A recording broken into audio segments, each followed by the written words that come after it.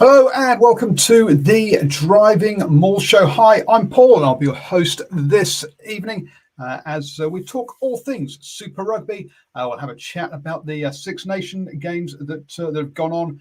We've got a couple of questions from Twitter. I put a tweet out there this morning asking for questions, so we'll answer those. And then there's a few little bits of news to look over as well. So lots and lots to talk about here on New Zealand Sport Radio on the DrivingMaul Show. This week, as obviously Super Rugby kicks off next weekend.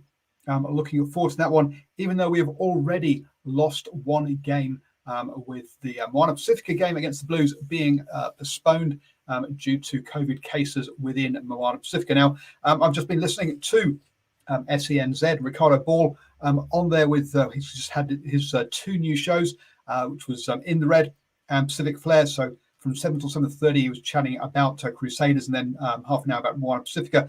And they said that on there that it's still unclear, or basically they didn't know who the players were that have got COVID.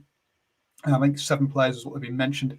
And also there's no news yet about when their next game will be. It's expected to be round 2 up against the Chiefs, because that game has not yet been postponed. I think that's basically what we're waiting for, aren't we? But hopefully we'll get some sort of news out of Moana Pacifica or New Zealand Rugby over the next few days as to how everything is going for them. It's been a bit of radio silence. There was supposed to be a media call that I was going to go on, but that got cancelled, clearly due to the COVID stuff, and which is really unfortunate. But hopefully we'll hear more from the Moana Pacifica as to what is going on there. So at the moment, it's all very, very unclear. Now, just got a quick look to see where Mr. Harris is, because he was he said he's going to join me soon. So hopefully we'll have Stephen with me to talk through all of this stuff. I'll just cover off on a couple of news items before then. Over in the Blackburn side of things, 29 players have now been named on the contracted for that, which is great to see. It's good to see those 29 have got those contracts. Unfortunately, we still have no news about what happened on tour, and the investigation into that, as one of the players complained basically about having a breakdown on tour and the way that she was handled by handled by the coaches, specifically the head coach. That's not been answered yet. I think which is really a bit of a disgrace from New Zealand Rugby. They really need to get their act together on that one. It has been way too long, and for him to be involved in that contracting piece, and whilst that was still hanging over him, all doesn't look good. It doesn't also help that the head of women's rugby has left recently, and the head of Eleanor Butterworth, who is in charge of New Zealand's sort of change person, looking at all those issues that happened when we had that Mad Monday with the Chiefs and all and Strippergate and all that kind of stuff. So she's also just left as well. So you got to say what's going on there. Get your act together and sort it out, New Zealand Rugby, because it's taking way too long. The man who has just jumped in is Stephen Harris. How are you doing, sir? Yeah, very good. Thank you, Paul. Always a privilege and a pleasure to be on the show. Sounds like I've missed a little bit of controversy to start the show. Absolutely, yeah. I just thought I'd touch on the whole thing that's going on in the Black Ferns, and basically is what's going on in the background, but they're just not giving us any news. And if they don't give us any news, look, it doesn't look good. And obviously, in a year where we're supposed to be getting really hyped about women's rugby with Super Rugby Alpaki going ahead, which is great to see.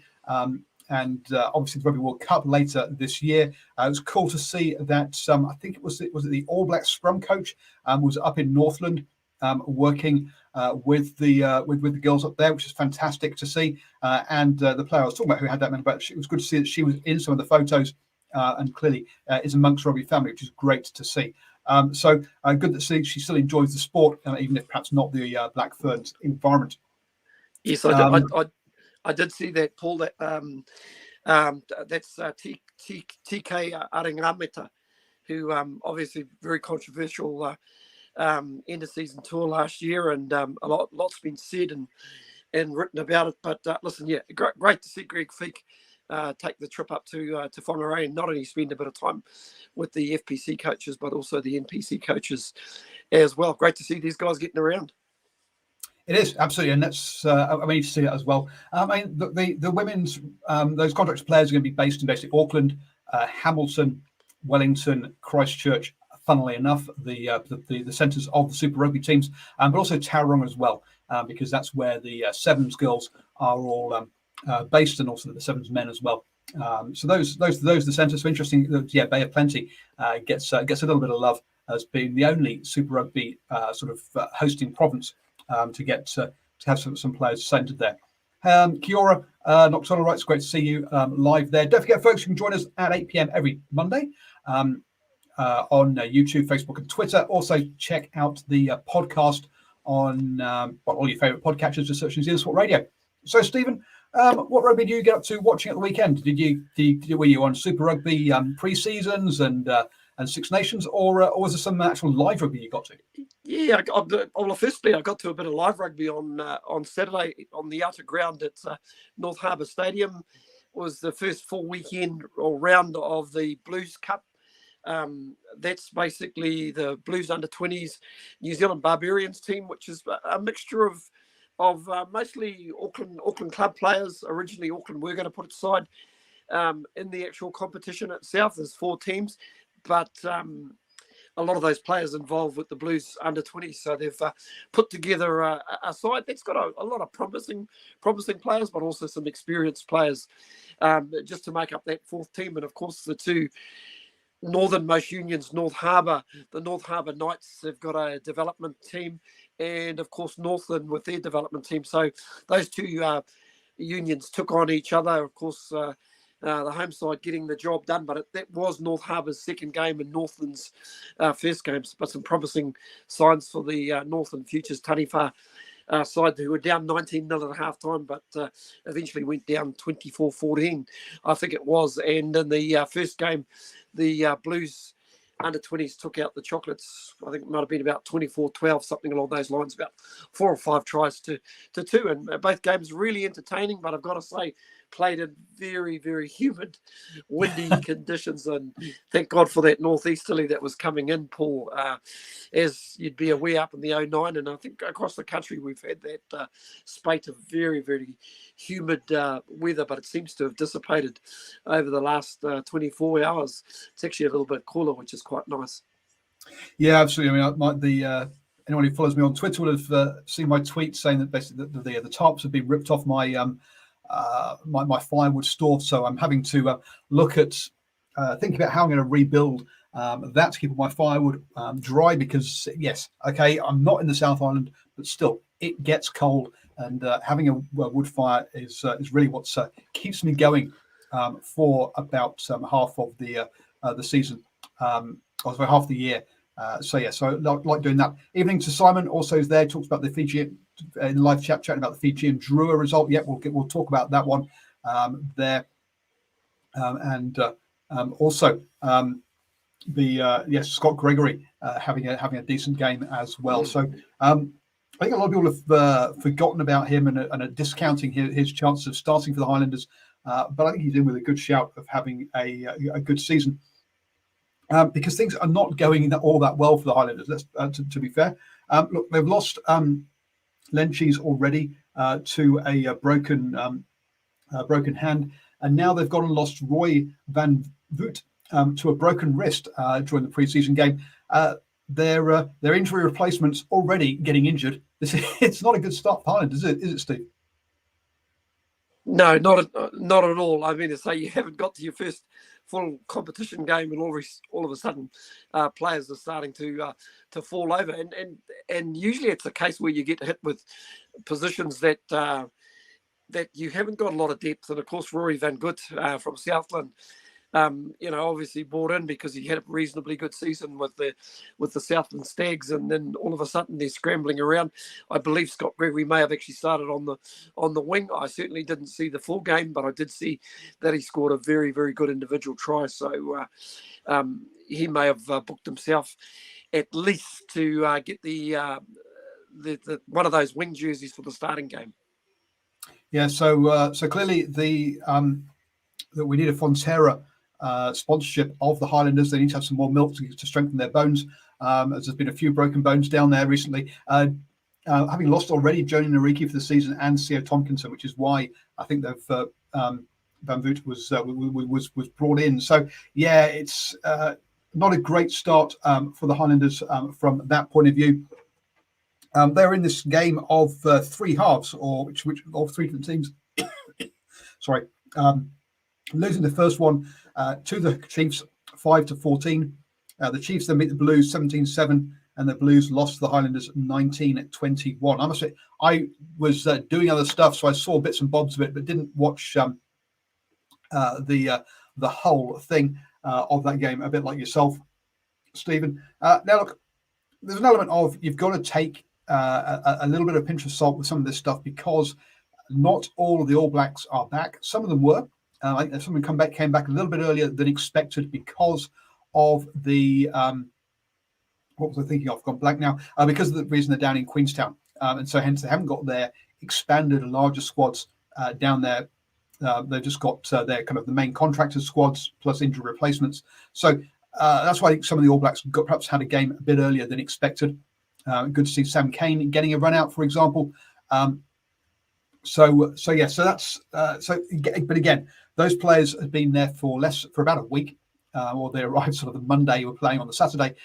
So look, I still think there's a lot. I don't sure there's that much that you can take from all of from all of this one, really. Simon, you think a lot of the All Blacks are missing for the first half of the season? Well, obviously we've got players who are missing for the first 3 weeks. We've got two of them or one of them springs to mind.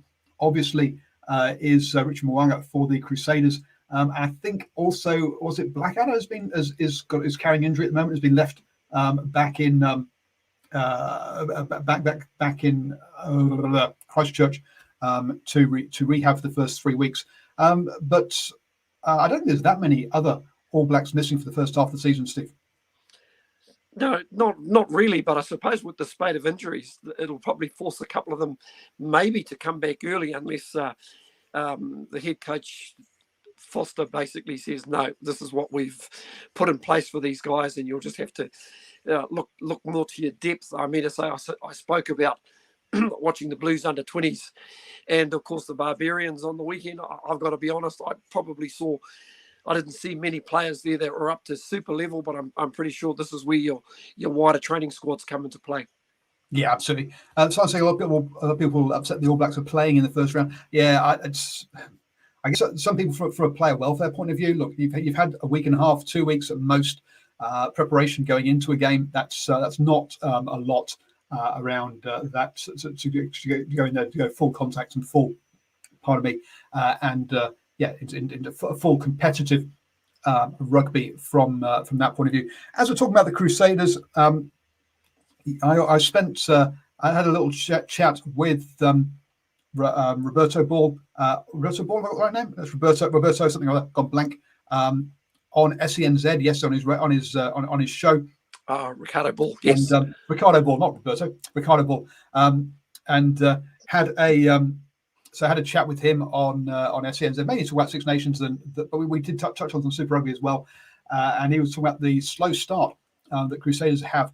And you're like, at the time, I didn't have the facts at my fingertips, but it felt kind of wrong. So I had a quick look at that one. I've also messaged him back to let him know what the real situation is. And he's like, yep, got that wrong. The last time the Crusaders lost their opening game of Super Rugby was 2016. What was special about 2016, Stephen? What was special about 2016? Oh, good. I can't tell you. Remind me. It was the last season that Todd Blackadder was in charge.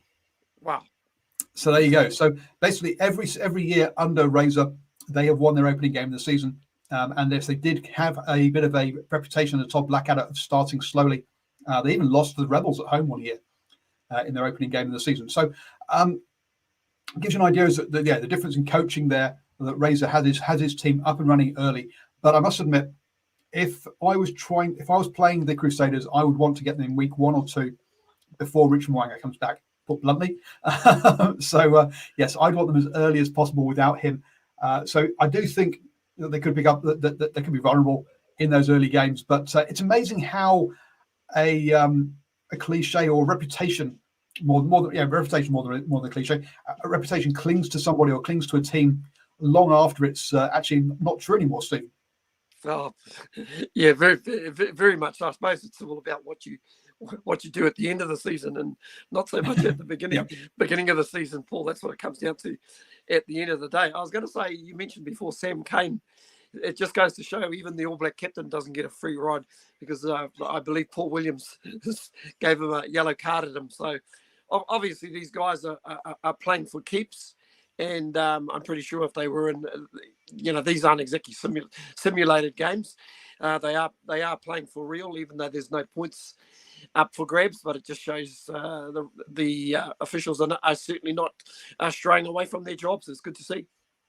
Yeah, it is. Unfortunately, I missed the post-match Zoom call for the Chiefs which had Sam Cane and Clayton McMillan on there. But I did get the recording, so I've had a listen to it. Sorry, I've not put that out as a podcast, folks. When I'm involved in them, I'll try and put them out as podcasts when I think there's something interesting to listen to on the full thing. This one, it wasn't particularly interesting. Lots of very generic. How do you think things are for the season? How excited are you? How are you handling being down in Queenstown? They're all pretty boring questions, so I didn't put that out as a podcast, folks, for supporters of the show. Having listened to that, the one big thing that came out of it was that Clayton McMillan is still following through, and something that he's said in a few shows now is that, a few interviews now, not shows that I've been on, is around how they're trying to make this into basically a tour. A bit like when teams are going on a tour to Australia and South Africa in Super Rugby, they're trying to treat Queenstown in a similar sort of vein as a kind of tour for the team down there. And those tours actually can bring a team together really well. And for players that haven't met before, don't know each other, for the new guys in there, it's a good way of getting introduced to each other. So, look, I think the teams that will go well early on down there will be the teams that see it as an opportunity, not as a problem. And also, there is these organisations are not big organisations. Right, whilst they have a lot of players, the back office is very small, and I'll tell you, the team managers will have been earning their keep. But I bet you that the lady or the guy who normally organises selling of tickets, they will have been organising all sorts of stuff that they never normally have to do. And I think you'll find that the back office that has got their act together and created an environment down there good for the players, and is also looking after the whānau back home. Is the club or is the team that will go well? And I think you'll learn, whilst we won't sort of explicitly see it, I think we'll learn a lot about the back office of these organisations during these next 3 weeks. Oh, very, very much so, Paul. Something that's of interest to me, I think, for a lot of these players, some of them will be asking the question, what are these long bus trips that you speak of? It's definitely a throwback. Anybody who's sort of been around rugby for a while, like myself, can recall many years ago where a lot of the provincial teams around New Zealand basically used to bus everywhere, and if it was a 6-hour bus trip from Auckland down to Taranaki, it is what it was at that particular time. So keeping these guys amused, but I think it'd be a great time to basically to bond. Even it is. I believe it's around about a 3-hour bus trip from Queenstown to Dunedin, and it's a trip that they're going to have to do once a week. But I'm saying that, listen, it's only for a month at this stage, isn't it, Paul? First 3 rounds. It's only first 3 rounds, yeah. Yeah, and it's also only the night games, right? The day games are being held in Queenstown, so it's not all the teams that are going to be having to do it. I mean, this. I've actually not got the fixture in front of me. I was looking at the preseason fixtures there. So it's not all the teams that are going to have to do it anyway. So it's not like it's as let me see if I can try and pull up who will be on the bus trips this weekend. So, for example, Chiefs Highlanders 4:35 kickoff. So they will be playing in Queenstown. Crusaders Hurricanes 7 o'clock kickoff. They will be the 2 teams that are having to go on the booze cruise, as Nocturnal Rights is kind of calling it, to Queenstown. Look, Jamie Wall has tried having a few questions at Clayton McMillan around this. Is there going to be competition to get the back seats? And he's making it sound like it's effectively like a school trip, where you're expecting all these 12 and 13-year-olds trying to get the back seats. They can wave at the truck drivers behind them. Paul, I was going to relay a story I heard about the North. Well, back then, before they were Northern, they were North Auckland, but they took the Ranfurly Shield off Auckland at Eden Park, 1971. Now, for most of us, the drive between Whangarei, Auckland, and Whangarei is back in those days was about a 2-hour drive, but I believe it actually took 12 hours. So there might have been 1 or 2 stops on the way back to Whangarei, and they weren't parking up at side parks at side benches or anything like that. But I have some of the local establishments stayed open a little bit late that night, Paul. Yes, I'm sure they did.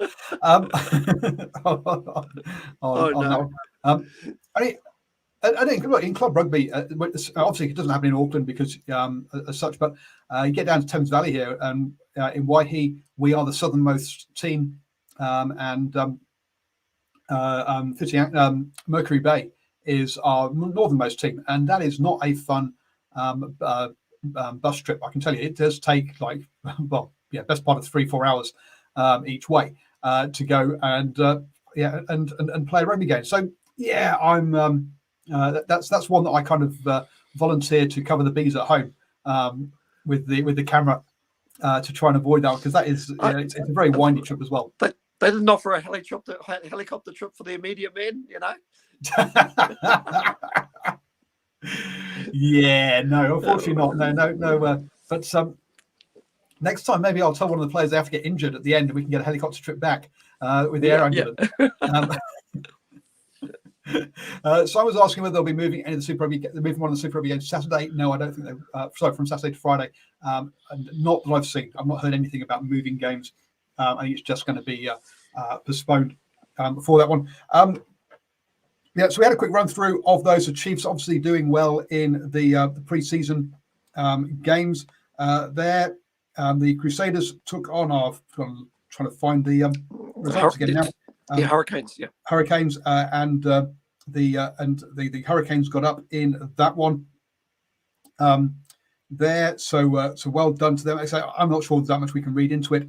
And the Fiji and Drua also got up as well, and I can't find the results. Sorry, and got a win up there. So well done to them heading into their opening game against the Waratahs this weekend. Now let's be honest, the Waratahs didn't have a cracking season last season, so it's a good start for the Fiji and Drua. Could they cause an upset on Friday night in the opening game, Stephen? Well, that's a pleasing thing. We were at Mount Smart a couple of weekends ago, and we saw MP play the Chiefs in their first game. And it's fair to say that they struggled and really didn't look like. Well, they were sort of competitive, but at the end of the day, the final score really told its own tale, shall we speak. That result on the weekend, a 28-26 warm-up win against the Rebels, is nothing to be sneezed at. You know what it pretty much shows is, hey, we've got a competitive squad, and I think they'll play some really, really good rugby. It's just when they get into the white hot battle pool of basically set piece play, game management against the better sides, hence like the Brumbies and the Reds. Although the Reds are struggling to buy a preseason win at the moment. So yeah, interesting. It's going to be interesting to see how they go. I think they will be competitive, Paul. Whether they'll be a team that'll be around at the pointy end, I'd say not. Okay, then, Stephen, I'm going to let's do predictions for round one then. So Waratahs versus the Fijian Drua there. Look, Waratahs not particularly good last weekend. Last season. I think they've had a couple of injuries as well, but Hooper is back, isn't he? So Hooper's there. Jamie Roberts, obviously of British and Irish Lions and Welsh fame, is also there. He'll have now played in Wales, England, France, South Africa, and now Australia as well. So wow, he's a well-journeyed fellow. You've got to say that the greater experience within Super Rugby means that the Waratahs go into this as favourites. But I'm not. I don't think they'll be in the big margin. I go Waratahs by 3 points in that one. Wow, you're going that close. I'm going to go the other way. From what I believe, they've recruited, and you mentioned one of their recruits before, and I think having Hooper back in the team, I think he'll, just with his leadership and also the way that he performs on the field, I think he'll take this Waratahs team to another level. I think they'll win this quite comfortably, 12 and over. On to Saturday then, and we've got the Chiefs versus the Highlanders. The Chiefs, well, look, clearly they've started well with their pre-season games. They were one of the form teams last year as well. The Highlanders, a couple of injuries in there, so I'm backing the Chiefs to win this one. I'll go by 10. I'll go along with you, Paul. In fact, I'm going to put it all on the line now. I'm picking the Chiefs to go through, and they will be a finalist in the 2022 Super Rugby. They weren't in 2020. We don't have a time machine. Oh, that's one of the year. I just lost count. This year's playoffs, they'll be there or thereabouts. Put it that way. Maybe even a finalist. Then we've got the Crusaders versus the Hurricanes. Now, as I said before, under Razor, the Crusaders have never lost their opening game. However, without Richard Mo'unga, I'm going to back the Hurricanes by 3. I'm actually going to go to the other way. I know the Hurricanes got that win the other day, but the Crusaders had a very, very B look about them, and I still think they've actually got enough quality to get across the line. Although, like you say, the scary thing is maybe some of their key All Blacks. I don't believe Sam Whitelock is playing either. Is that correct, Paul?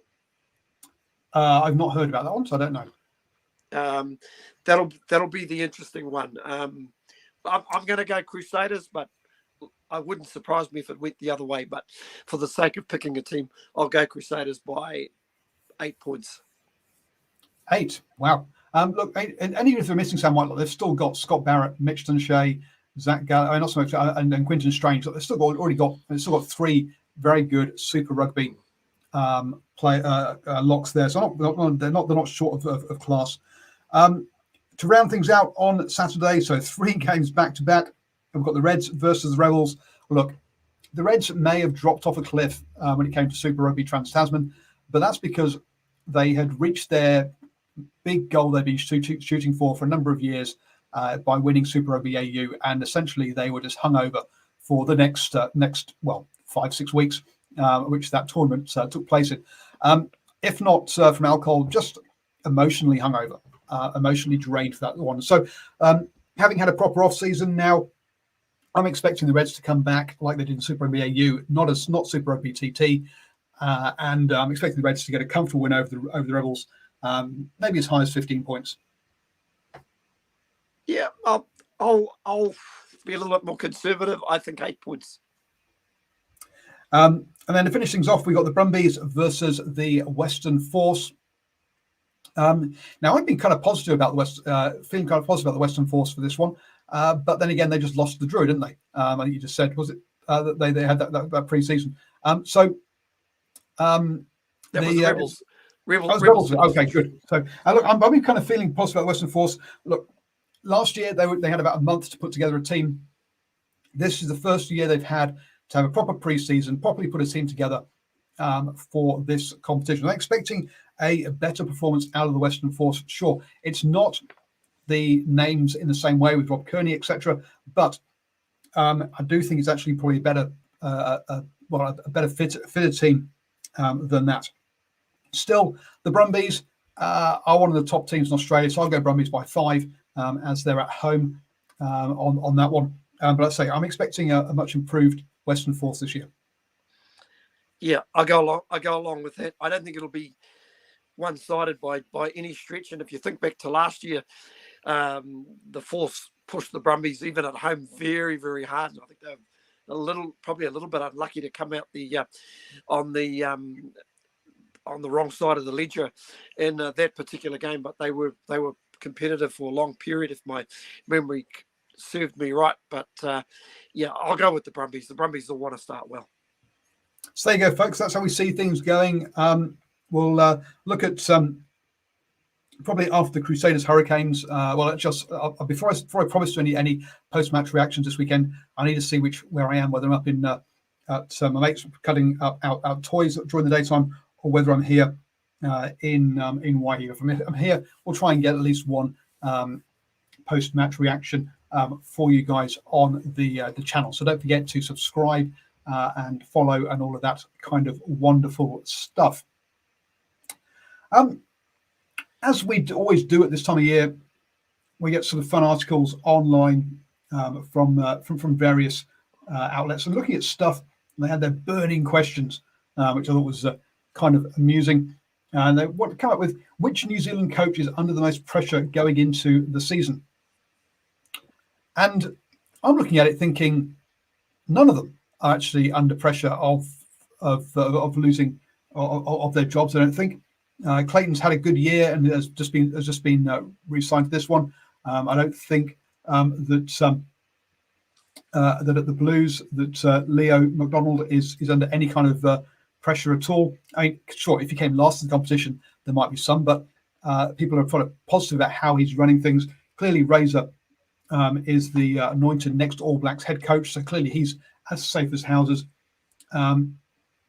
Tony Brown is one of the attacking minds of his generation, a bit like a Wayne Smith. So I don't think he's under anyone. The only one that I can think of being under any kind of pressure is Jason Holland. But I think everyone accepts that he just doesn't have the cattle that the other teams do. Yeah, got to agree with that. You'll probably get he's probably in a no-win situation. I think everybody has got a fair idea that they're probably the team that's been coined to probably be the to finish at the bottom of the table in terms of the New Zealand teams, maybe them or the Highlanders. Sorry, Nocturnal Rights. You probably never want to talk to me ever again. But if he does have a bad season, he's probably going to get criticised. It's just one of those things. It just comes down to the end of the day. You're right. He just hasn't got the kettle. There's been a lot of talk about their tight five. That tight five is going to have to perform. They've got some good outside backs. Whether they can put it together, it's hard to see.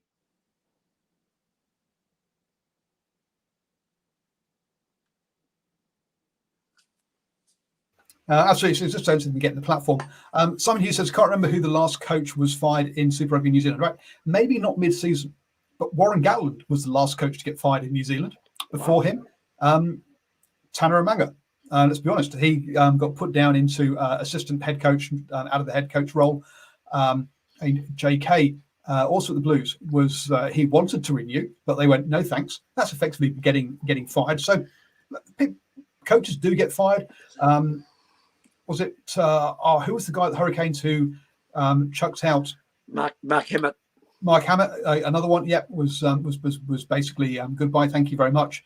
So look, there have been a number of coaches who have lost their job quicker than they'd like. Even Colin Cooper would have felt he didn't get a proper stab at the Chiefs' job because of injuries while he was in charge. So I think there's plenty of guys who have not necessarily fired, but have been asked to sort of walk out the door. I know there's been a few at the Blues, put it that way.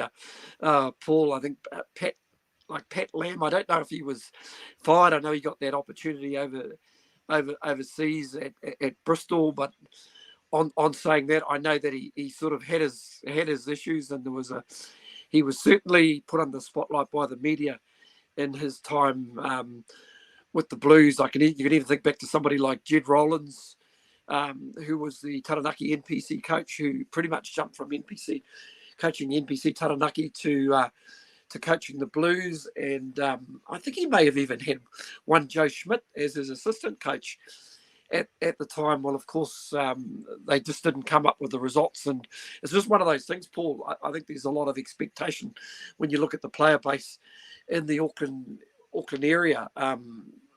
So with that expectation, boy, you've got to be on your game. And I think with Leon McDonald, I think winning Trans-Tasman or Super Rugby Trans-Tasman last year probably put a little stamp in his coach's book for another year or two. Yeah, Simon says that don't be silly. Warren got promoted to director of rugby. He was on a big contract. They can't afford to pay him out. They realised that they had the right guy for the job in the head coach role, and they worked with Warren to find something else that he could do. But he lost the job that he was paid, that he was hired to do. Let's be let's be honest on that one. Look, I think the way that he's gone about it shows great maturity from Warren Gatland. The fact that he has that they have a harmonious relationship there. He's working, helping out on the defence side of things, coaching. So I think there's some fantastic maturity from Warren and Clayton and the Chiefs organisation. But Warren did lose the job he was hired for at the end of the day on that one. So I just thought that was a bit of a fun one to have a chat about. I mentioned that the Aussie coaches could be under more pressure. Yes, exactly. And we've seen that last year with the Waratahs, who was there. Daryl Gibson. Daryl Gibson, who was there at the Waratahs, basically given a smaller budget than all the other guys, and then got told, "You've lost your game, so off you go." Well, they're harsh, but there you go. So, there's a bit more ruthless over in Australia, and just perhaps on that side of things. But then again, Daryl Gibson didn't have the best of seasons when he came over to the NPC, did he? So maybe there are some question marks there. We'll see. Maybe he'll turn things around at Bay of Plenty next year. I've not heard that he's changing. But yeah, it is. We'll see how he goes on that one. I think that basically wraps up most of our Super Rugby stuff. There. Anything else on the Super Rugby side of things, Stephen? No, not at all. But something I am a little bit curious. It's just in and around the rules that they'll be playing with. Will there be the goal line dropouts? And, yes. And also the 50-22s. They will be playing under those rules this year. Yeah, that's pretty sure they are on those two. The one that I'm not, I don't know whether they'll be doing or not. That I've not heard on is the extra time, because both Super Rugby AU and Super Rugby Aotearoa had a kind of golden point when there's a draw at the end of time. Now I don't know if we will have that situation for if we'll have that for this one, pardon me, and if we do, how? Because New Zealand was golden point, whereas Australia was golden try. So we'll have to see which one there. And the other one that we had last year that I'm not sure about is the red card 20-minute sin bin, whether they'll have that one or not. Well, we'll check on that over the next week or so, Paul. But I think we'll get a bit of an inkling after this first round on the weekend. Now, the other thing that's an interest to me is how the players, if they are using the 50-22, if they'll utilise it a lot more, because we didn't see it a lot in play during NPC, Paul. I thought it was underutilised. Absolutely, and it was a cracking one at the weekend by a Welsh, I think it was a Welsh lock, or was it an Irish lock? One of the two. No, Irish. I'll tell you who it was. It was Tag Furlong. Yes. Okay. Yeah. Irish prop, who did a cracking one. It's something we see. I've seen more in the Six Nations games than I've seen in the entire, and that's only had 2 rounds. Than the entire season we had last year over here and down south. So yes, I think they probably will do. I think they'll probably have got used to it more. I was going to say, Paul, I think he's going to live off that for the rest of his life. I tell you. It was fantastic. Anybody who hasn't seen it, it was just sheer genius, because he I don't think he really knew what he was doing. He just put a kick set. He just happened to thread it through about 3 or 4 players, and it did a what he called it. It did a leg spin towards the touchline. Absolute genius. Yes, it was a kick downfield that got lucky. Let's be blunt. Rob Turner writes is saying picks for breakout stars.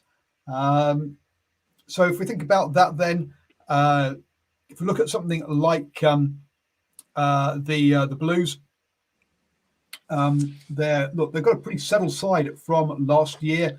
Could RTS be considered a breakout star? There, I'm not sure. But with their settled side, it's hard to see the Blues having space for a breakout star, unless, of course, maybe Zahn Sullivan might get a go at fullback. Or maybe Ratamaivuki Nepkins, if he gets a little bit of game time out on the wing, he's certainly a possibility. Problem for him, if you're probably picking your 2 best wingers, you'd probably be looking at Mark Telea and Caleb Clark.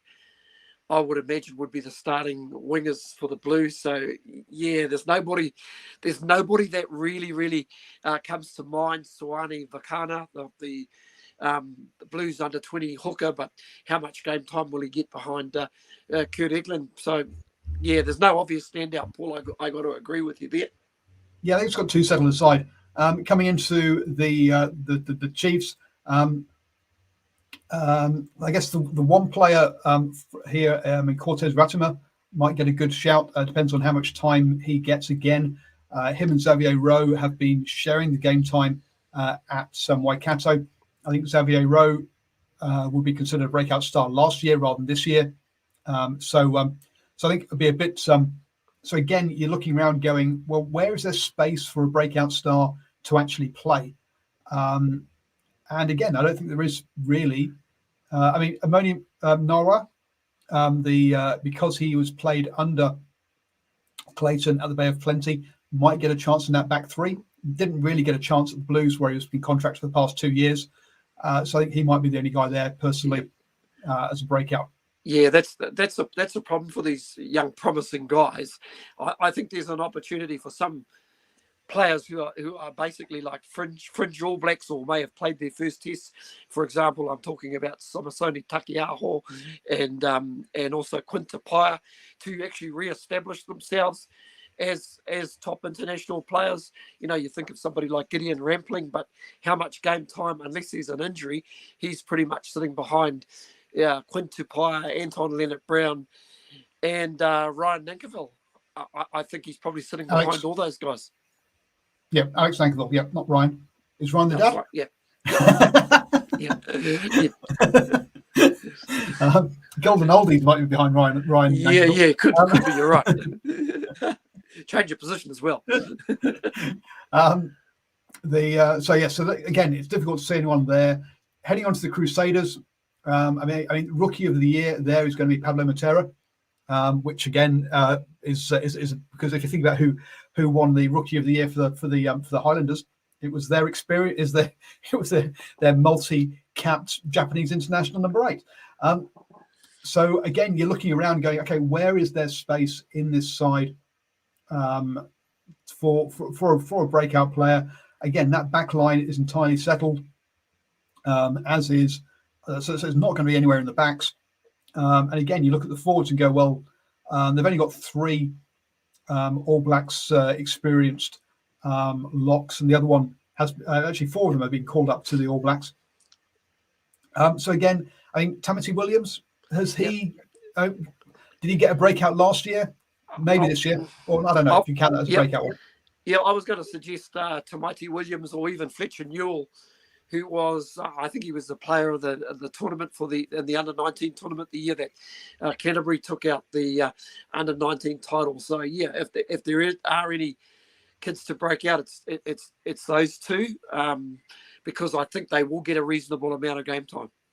Yep.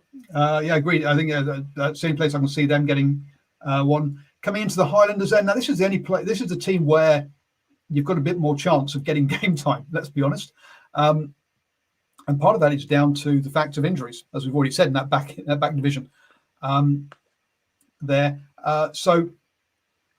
But again, is it more? I mean, is it more that Solomon Alamalo, going back for his mental health issues, Conningall and Bashop? Is it more about those guys sort of re-establishing themselves? You're talking about there with some of the players from the Chiefs, more than necessarily probably having a breakout guy in the Highlanders. But Veroniki Tikuna Solomone is is a name that has been talked about as having a really good opportunity. Is he the person from the player that was with Tasman? I think he was with Taranaki. Him and Ratamaifuki Nepkins were the two wingers, and I think there might have been Kenny Naholo as well, who was running around for Taranaki as well, who's gone to the Crusaders with his brother Waisaki Naholo. Yeah, I mean, his problem is going to be, A, that the Crusaders are stacked with outside backs, and B, just staying injury free. So he's one there.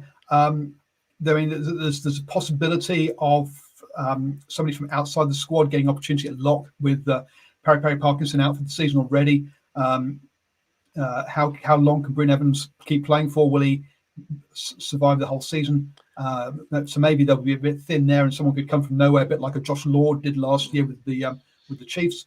So yeah, there might be an opportunity there, a spot there for somebody.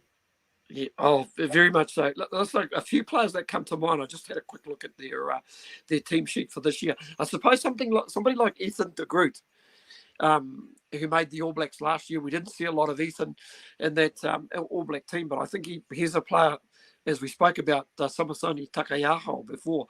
Here's an opportunity for Ethan de Groot to establish himself, maybe as one of the top loose. I'm just trying to think if he's a loose. I think he's a loose head prop, Ethan de Groot. So an opportunity to establish himself in that position. A couple of other players I'm really keen also to look at. Mosesi Dawai, who had his moments for Waikato in the NPC. I think he's a winger that's on the rise. So speaking of wingers that are, obviously they've had injuries down at the Highlanders. And the other player who really interested me last year playing for Otago in the NPC, and that was simply because of his actual size, was Fabian Holland, who's been brought into the squad at 6'8". Looks a heck of an athlete. The only thing he's probably got against him, I think he's only about 19 or 20, Paul. So very, very young in the scheme of things. But boy, in terms of physical attributes, he's got it all. Yep. And then finally, looking at the Hurricanes squad through there, is there a possibility of someone like Justin Sangster at lock? Could he come through, have a chance? You're looking at the back division, and again, look, it's stacked with experienced players already. Maybe a Balin Sullivan, who's come down from Waikato. He can have a breakout year there with him, or maybe an Aidan Morgan if someone like Ruben Love and Jackson Garden-Basham get injured. Then he could have. He's got an opportunity in that 10 jersey as well. So I think the Highlanders and Hurricanes have got more opportunity for players to come through and have breakout years. Oh, listen, I think there's a few kids in here that will see for the very, very first time. Listen, we've seen some bite-sized examples of somebody like Braden Yosse, who's an outstanding number 8 and has got a lot of speed off the back of the scrum.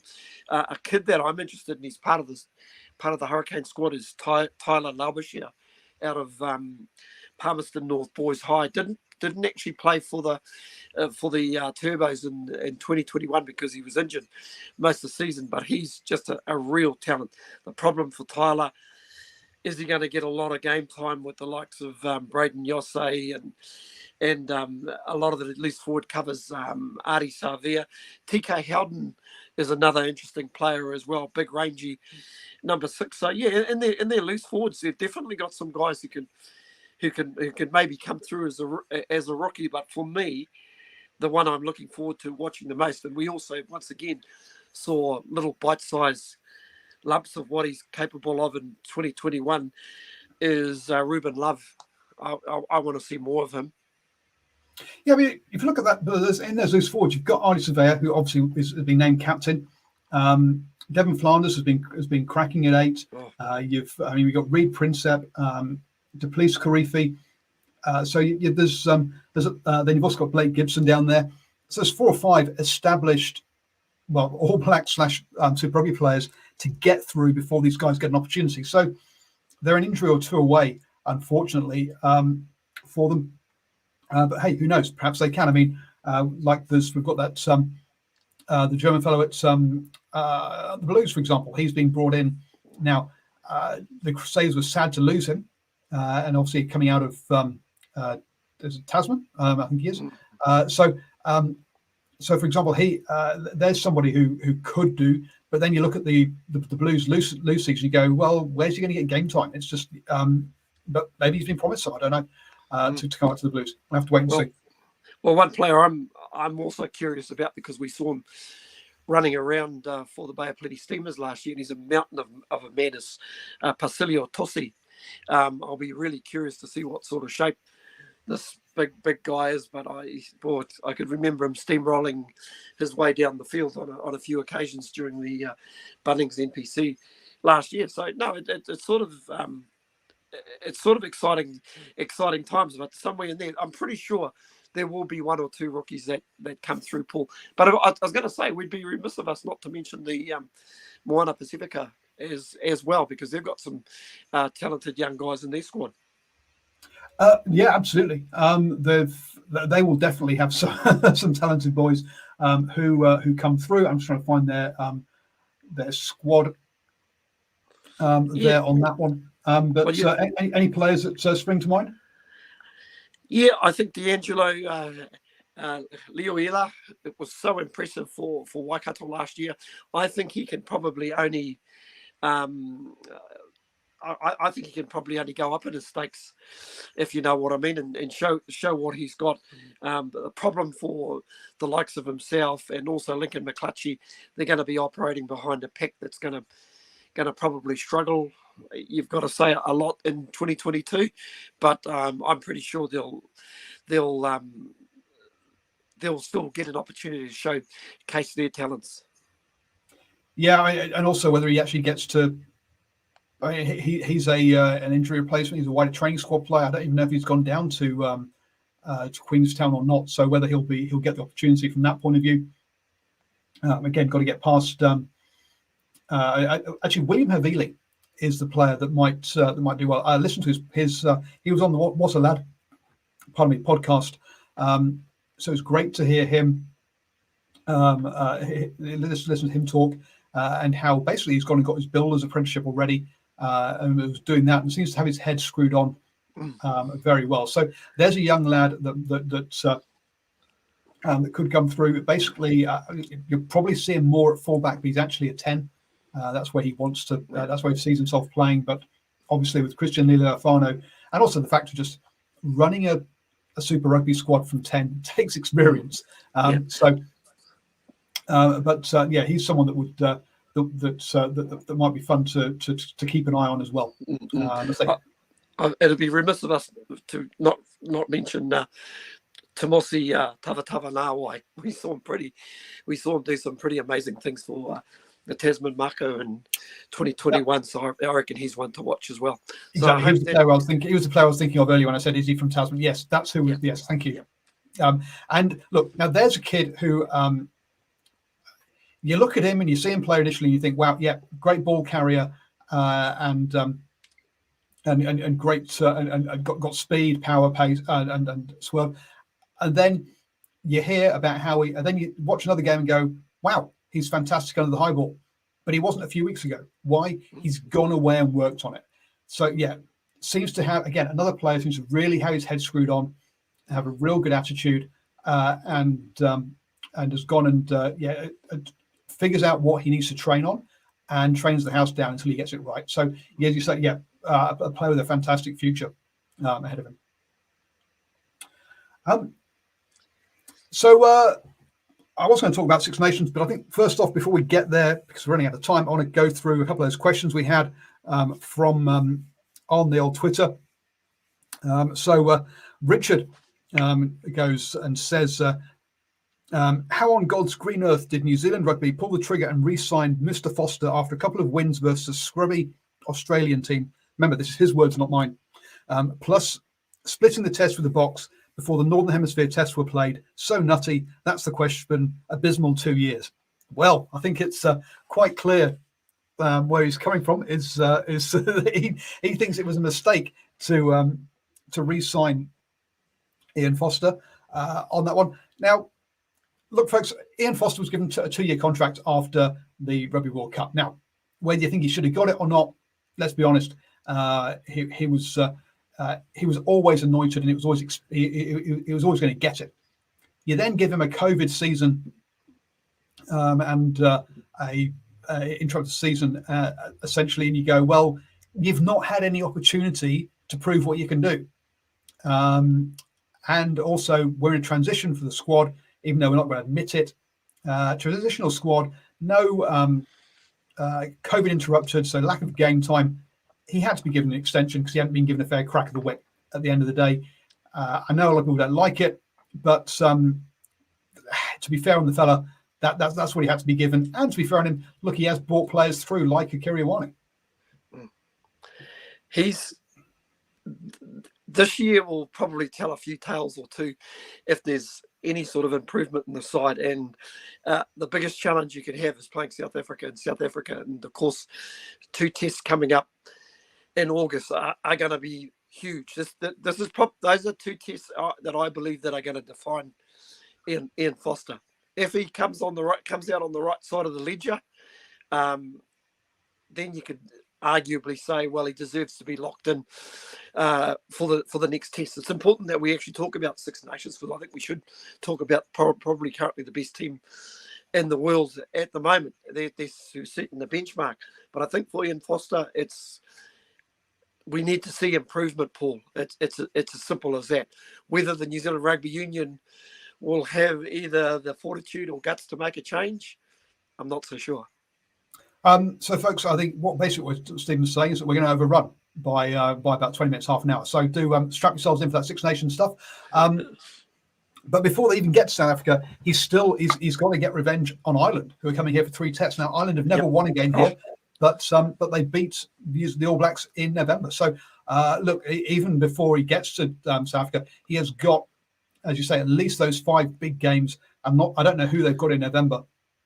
So he's got some real big games this year that are going to, as you say, define his time here.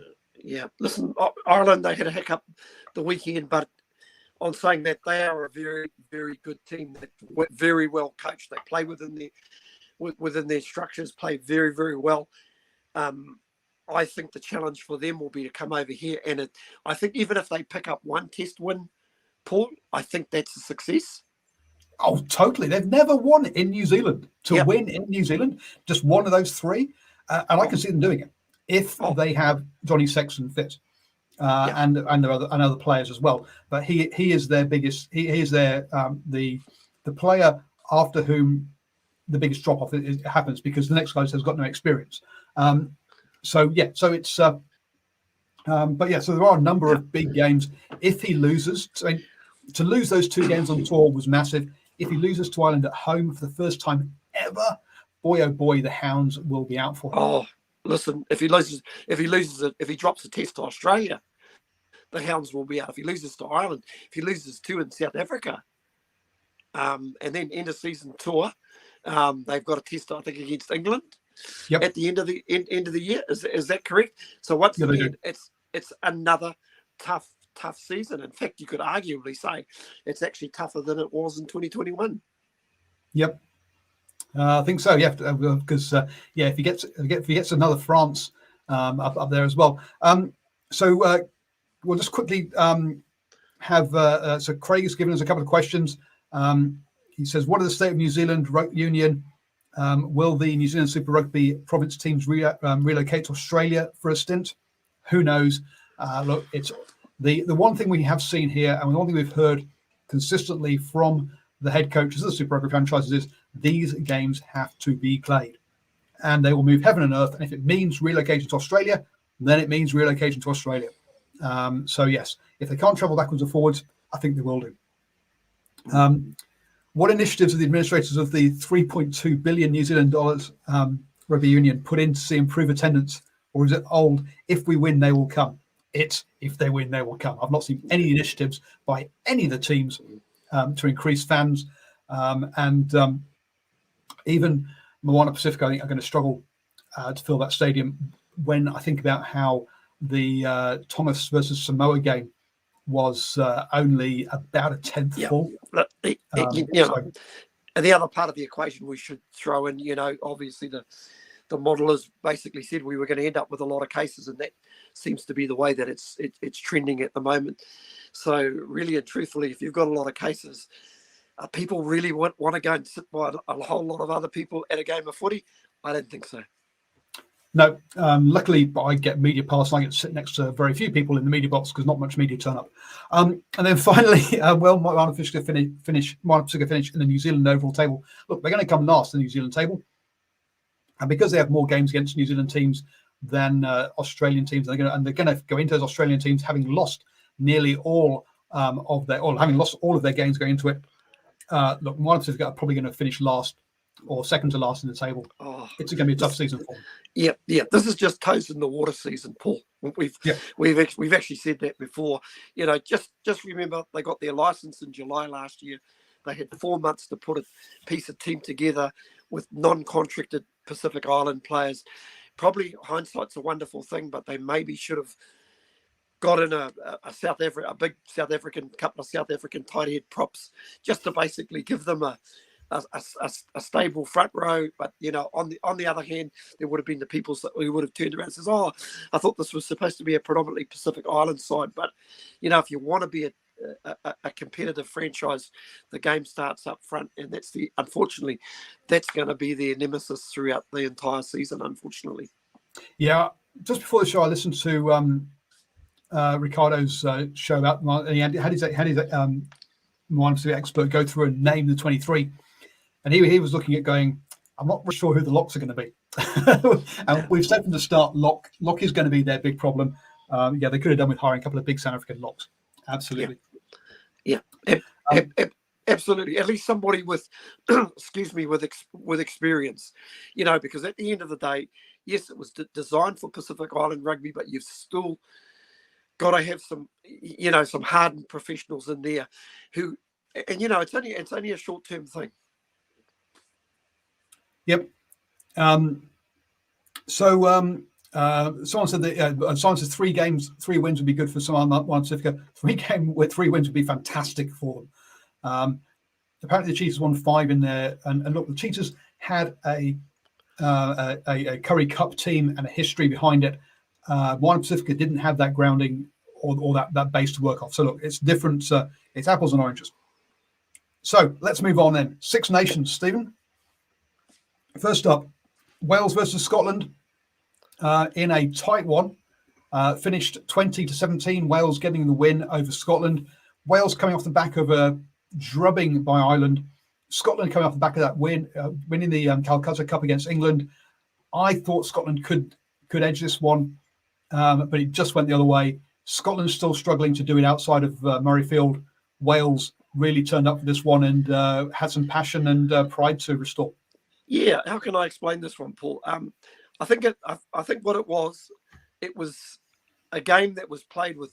They obviously had the roof open. There was a bit of precipitation, and it basically meant the game was played between the two 22s for a good part of it. And it really came down to whoever made the least mistakes in just outside their red zone. And unfortunately for Scotland, they made all the mistakes. Although I've got to say that they scored the best try of the game. And there were only 2 tries, but it was a very good try from a very good cutout pass. And boy, a good finish from Darcy Graham. I think when Rhys Zammit looks back at that defensive effort, it probably something he'd rather forget.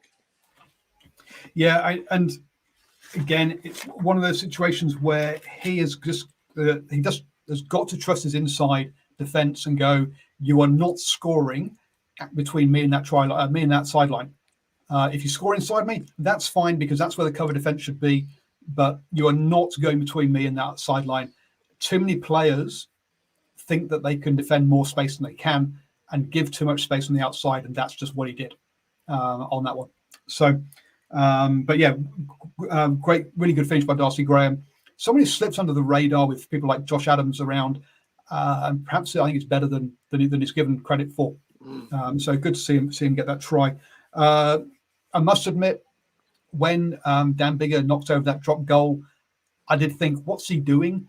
You've got advantage. Go for the try. You can always go back and get the penalty anyway.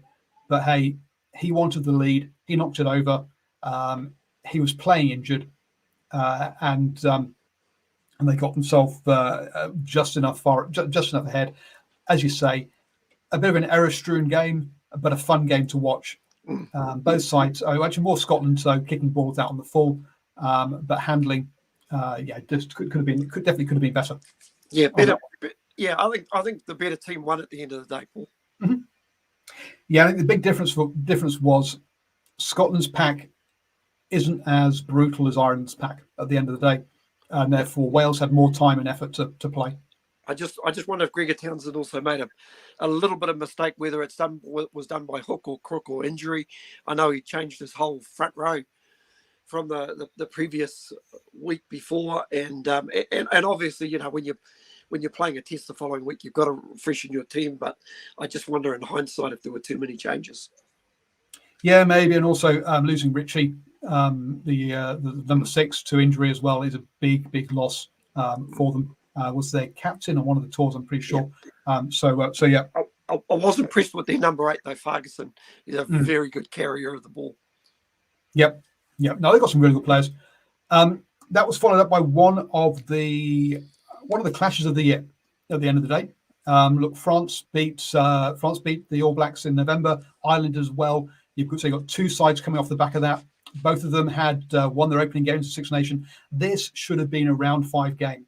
This should not have been a round 2 game, because this was a decider for the Six Nations, put bluntly, unfortunately. This, along with, as you say, the All Blacks, perhaps in South Africa, Ireland here against the All Blacks. This is those are the, and perhaps England All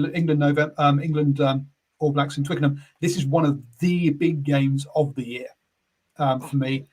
The fact that it's happened so early means we've not built up to it properly, and it hasn't got the all the razzmatazz or all the attention it should have done. But boy, oh boy, France came out and showed their power and really bashed up Ireland in this one. 19-7 at halftime, and they look comfortable. Paul, I think I sent you a message. Despite Ireland coming back, I always felt that France just had this game at hand. But I'll tell you what, it also showed what a lot of character that Ireland has got as well. I think they, what were they down by? About 21-7, I think it was. So no, 22-7 soon after half time, because France, not only did they go in with that 12-point lead at half time, but they also scored first after half time. You think, wow, if they put the first score on, this is going to get messy. But Ireland, as you say, came right back into it. Yeah, exactly. The way that it started, I mean, say France up 10-0 after 6 minutes after Dupont, and boy, he just showed you've got to be on your guard against this particular guy. But the way that Intermac just threaded the pass back on the inside just showed that he's an absolute. Those 2 halves are right on top of their games at the moment, and probably the best 2 halves in world rugby at the moment. And of course, in Jaminet, well, does the guy ever miss kicks, Paul? He's just on song, no matter where he is on the paddock. Yep, absolutely, and he's doing very well. And for people who are playing fancy draft, Jaminet is one of they probably went for Intermac thinking he'll be kicking penalties, but boy oh boy, Jaminet is bringing you lots of points, and he's and as a fullback, he's a big guy that you need in your fantasy team if you're doing that, folks. I mean, some things here. I mean, Ireland had 5 Lions on the bench.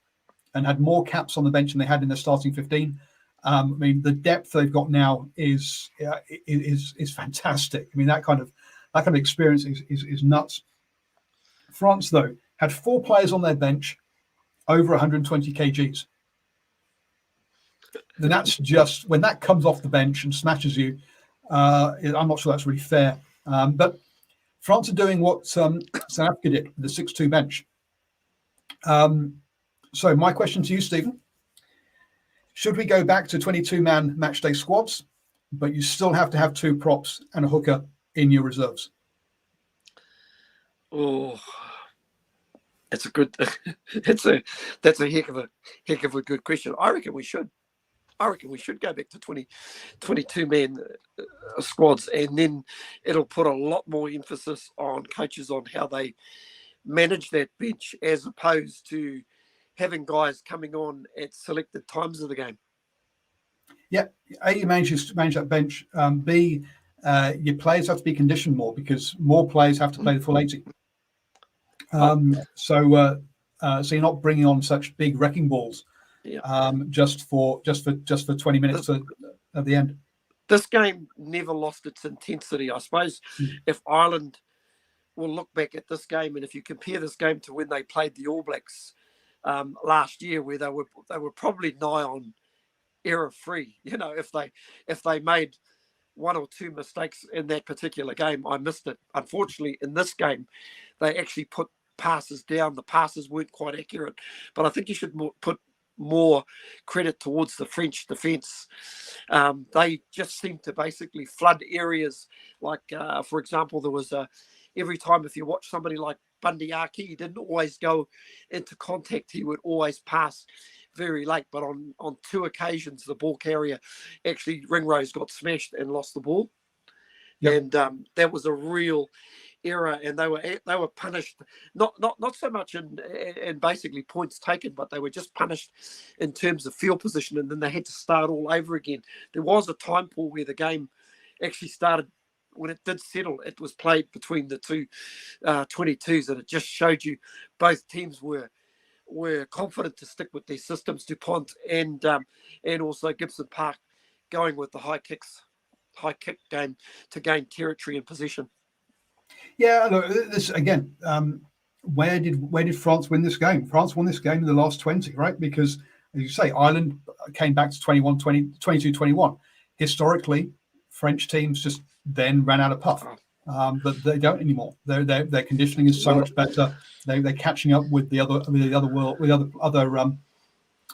nations. Again, Ireland, when they win games, tend to have had the lower penalty count.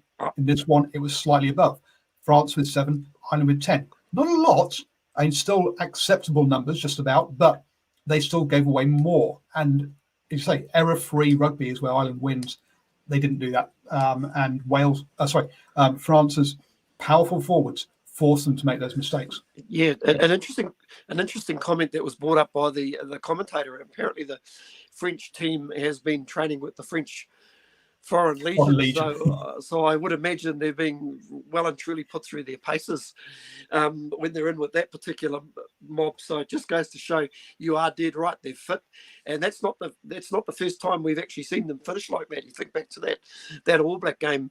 Once again, very, very similar. The All Blacks fought their way back into the game, and that French team just finished over the top of the All Blacks in that particular encounter.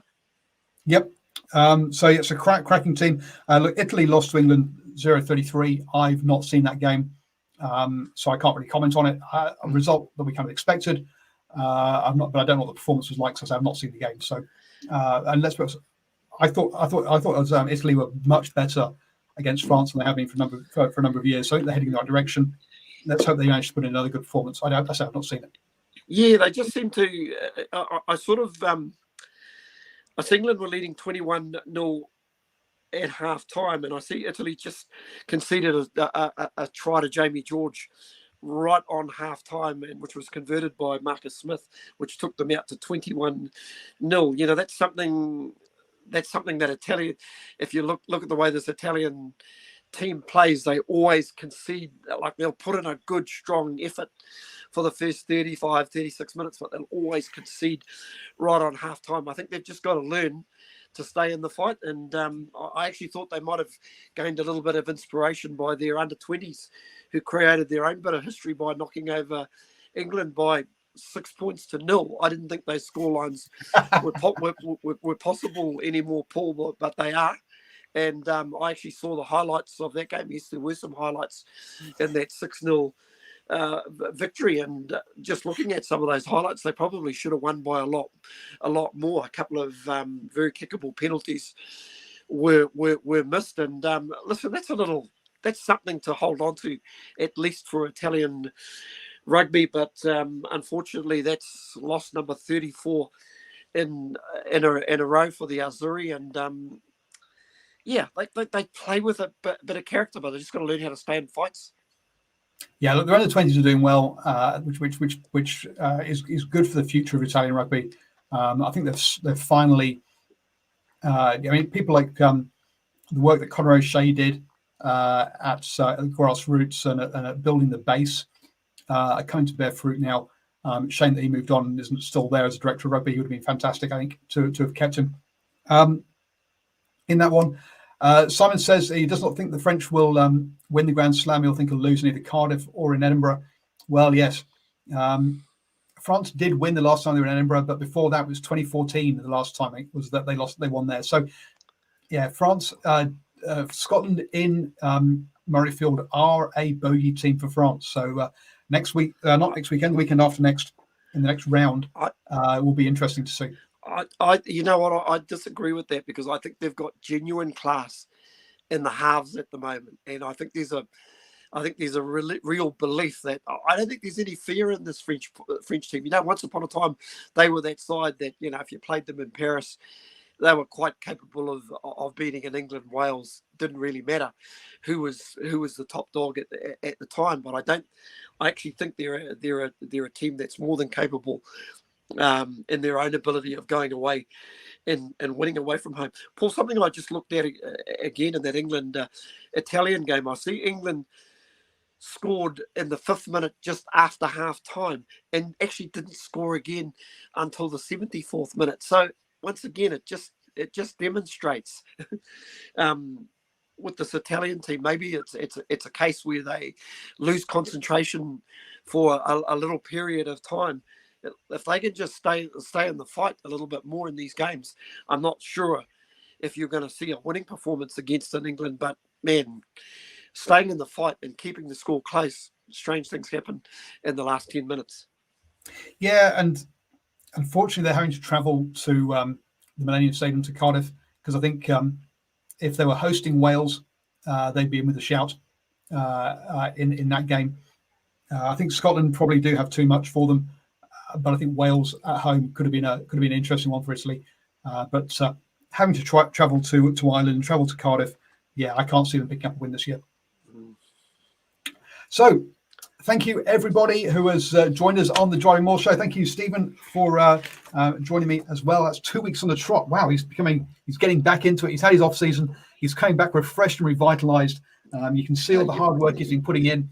And it's great to see that he's been doing his hill runs, etc. No, there's no extra fats to run off in pre-season from Mr. Harris. He's straight back in there. So great to have you back, and thank you for joining me. Yeah, no, good to be back, and you might even have to put me back in the rugby chat as well. I'm all fired up for the season. All fired up for the season. Fantastic. And folks, look, the season does kick off this weekend. The year has started. I've been revitalized or felt revitalized these last 2 weeks, and can't wait for it to crack on. So do follow me at DrivingMaul on Twitter. We can have a chat during games as well. And let's enjoy our opening round of Super Rugby.